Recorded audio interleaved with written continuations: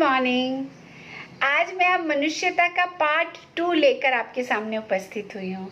इसकी भी मैं सरल तरीके से व्याख्या करने का प्रयास करूँगी और मुझे पूरी उम्मीद है आप उसे अवश्य समझेंगे और मनुष्यता के वो गुणों को अपने अंदर समाहित भी अवश्य करने की प्रयास करेंगे, क्योंकि जीवन क्षणभंगुर है। अच्छा मनुष्य बनना बहुत ज़रूरी है। चलिए आइए हम अगले 4 पद्यों की व्याख्या समझते हैं।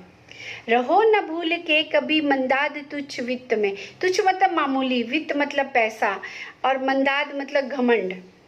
इस मामूली से पैसे के लिए हमें कभी भी घमंड नहीं करना चाहिए। सनात जान आपको करो न गर्व चित्त में। अपने आप को बहुत शक्तिशाली मानकर कभी भी मन में घमंड नहीं करना चाहिए कि मैं बहुत ही शक्तिशाली हूँ। अनाथ कौन है यहाँ, त्रिलोकनाथ साथ है। यहाँ कोई भी बेसहारा नहीं है, क्योंकि प्रभु सभी के साथ है। त्रिलोकनाथ मतलब ईश्वर सबके साथ रहते हैं।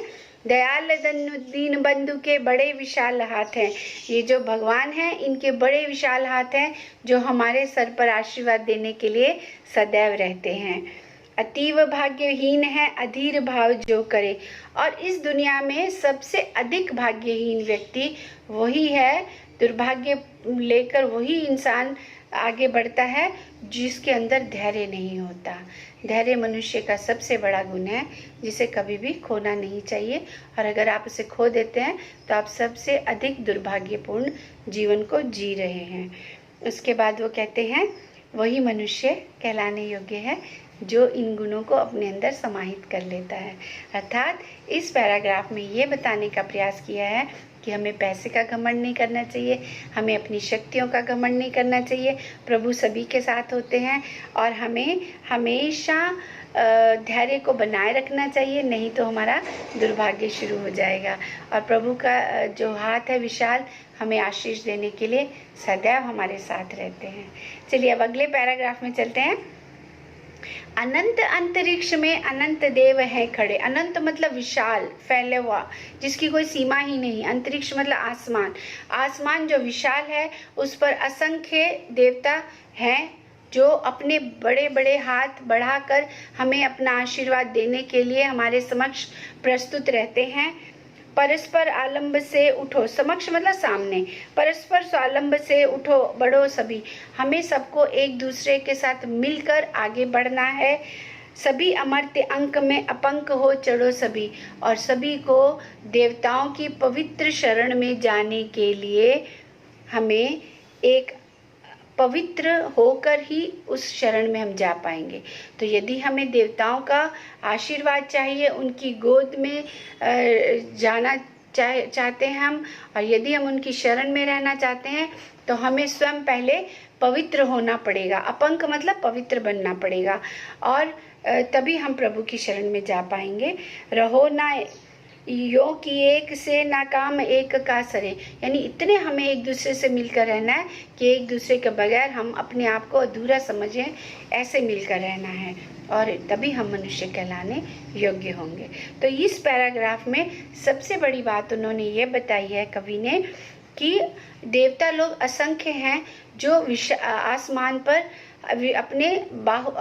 अपने जो बाजू हैं आशीर्वाद देने के लिए हमारे सामने हमेशा बढ़ा के रखते हैं, परंतु उनकी शरण में जाने के लिए सबसे पहले हमें पवित्र बनना होगा और सबको एक दूसरे को लेकर अपने साथ आगे बढ़ना होगा, तभी हम मनुष्य कहलाने के लायक होंगे।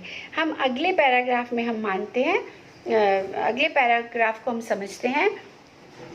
बहुत ही इम्पॉर्टेंट पैराग्राफ है और इसमें मनुष्य की वास्तविकता छुपी हुई है।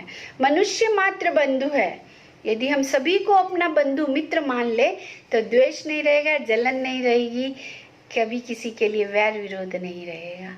तो हमें कवि कहता है कि मनुष्य मात्र बंधु है। ये अगर हम सोच लेते हैं तो इससे बड़ा विवेक कुछ नहीं हो सकता।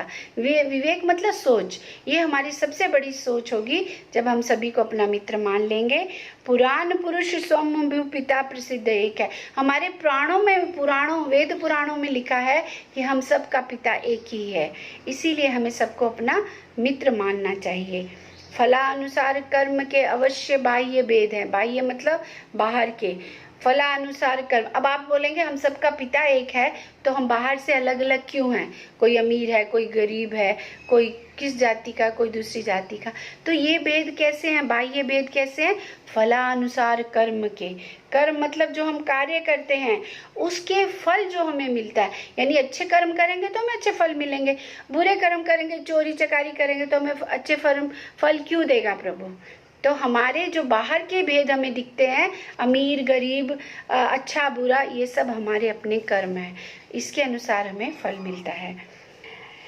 परंतु अंतरेक से प्रमाणभूत भेद हैं। वो कहते हैं परंतु ये हम सबको पता है कि भगवान ने अंदर से हम सबको एक ही आत्मा दी है, एक जैसी सोच दी है, परंतु हमने अपने कर्मों से उसे दूषित या फलित कर लिया है। अनर्थ है कि बंधु ही न बंधु की व्यथा करे। ये सबसे बड़ा विनाशकारी सोच है कि जब एक मित्र दूसरे मित्र की दुख को नहीं समझता है और उसका समाधान नहीं करने की कोशिश करता है, ये सबसे बड़ा विनाशकारी सोच है। वही मनुष्य है जो वास्तव में सबको लेके चले, सबको अपना मित्र माने और प्रभु को अपना भगवान माने और अच्छे कर्म करें। इसमें सबसे ज़रूरी अच्छे कर्म करना, सब चीज़ें अपने आप प्राप्त हो जाती हैं। अब अगले पैराग्राफ में वो कहते हैं चलो अभिष्ट मार्ग में। अभिष्ट मतलब अपने द्वारा चुने हुए रास्ते। चलो अभिष्ट मार्ग में सहर्ष खेलते हुए, अपने द्वारा जो भी रास्ता हमने चुना उस पर हमें हर्ष उल्लास के साथ आगे बढ़ना है। अब जैसे कि मैंने जो प्रोफेशन चुना है उसको मैंने चुना है, इसलिए उसमें जितने भी विघ्न बाधाएं आएंगी उसको हराते हुए मुझे आगे जाना है। अब अगले पंक्ति में यही बताया है, विपत्ति विघ्न जो पड़े उन्हें धकेलते हुए। हमने जो रास्ता अपनी स्वयं मर्जी से चुना है उस पर हमें हंसते हुए आगे बढ़ना है। रास्ते में कितनी भी विघ्न बाधाएं क्यों ना आए उन्हें ढकेलते हुए, यानी उन्हें पार करते हुए हमें आगे बढ़ना है, साहस करते हुए आगे बढ़ना है। घटे ना हेल मेल, हाँ बढ़े ना विभिन्नता कभी। और मन में एक ही सोच रखनी है कि हमारी जो है मित्रता कभी कम ना हो, दुश्मनी, विभिन्नता मतलब द्वेष कभी भी बढ़े नहीं, विभिन्नता कभी भी बढ़े नहीं, मित्रता कभी घटे नहीं। अतर्क एक पंथ के सतर्क पंथ हो सभी।